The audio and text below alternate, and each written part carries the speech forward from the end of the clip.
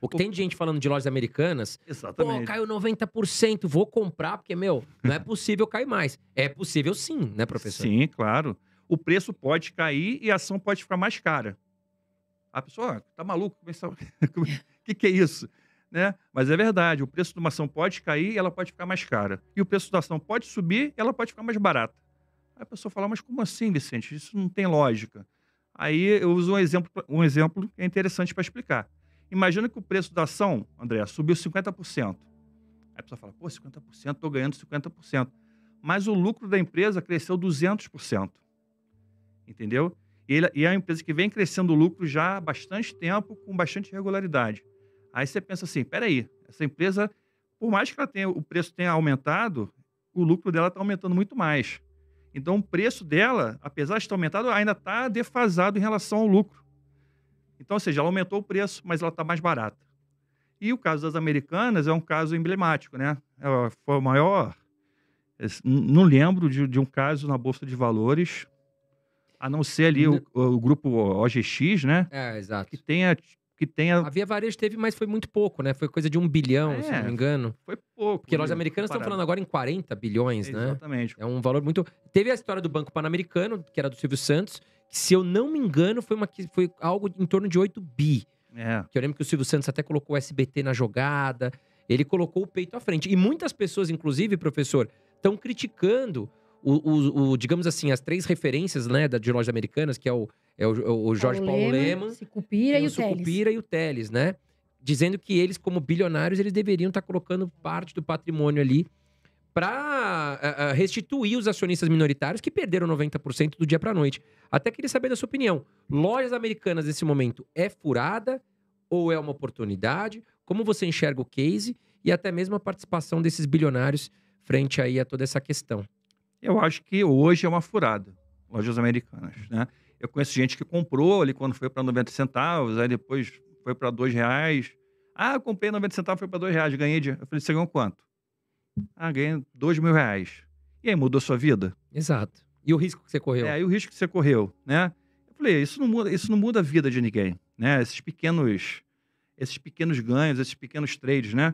Eh, tem uma frase do Charlie Munger, que eu gosto muito, que é o sócio lá, o companheiro do Warren do Buffett. do Warren Buffett na Berkshire Hathaway, que é muito legal. Ele fala assim: eh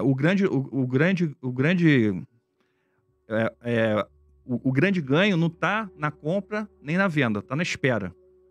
Essa frase eu acho fantástica, né, e é justamente isso, o investimento em ações não é 1 ano, não é 2 anos, não é 5 anos, é 20 anos, 25 anos, 30 anos. Aí a pessoa pergunta para mim: "Quanto que é o longo prazo?". Eu falo: "O longo prazo é 20 anos", né. Mas o caso das americanas, qual é o problema hoje, né? O problema é que você tem uma estrutura de endividamento muito grande, né, a empresa vai entrar em recuperação judicial, ela já estava muito endividada antes. Então, assim, a gente não sabe avaliar até que ponto ela vai ser capaz de sair dessa recuperação judicial, né, e se firmar aí de novo no mercado. A gente sabe que o setor de varejo é um setor muito complicado.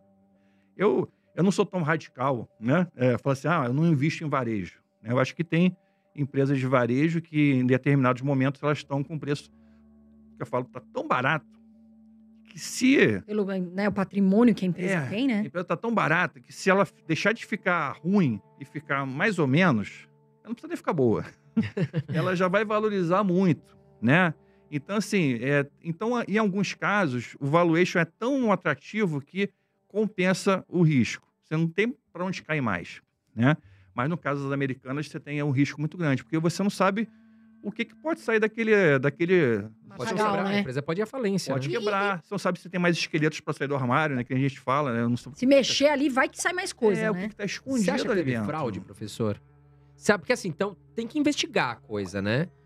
Mas 40 bilhões é muita coisa, né?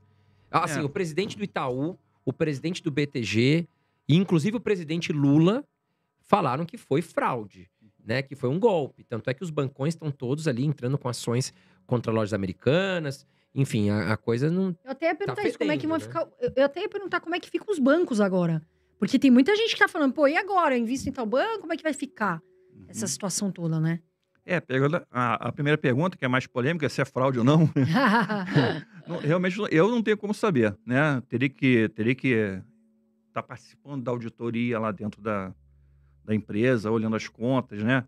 Porque é fácil a pessoa falar, é fraude, mas tem que olhar, né? Alguma coisa errada tem, né?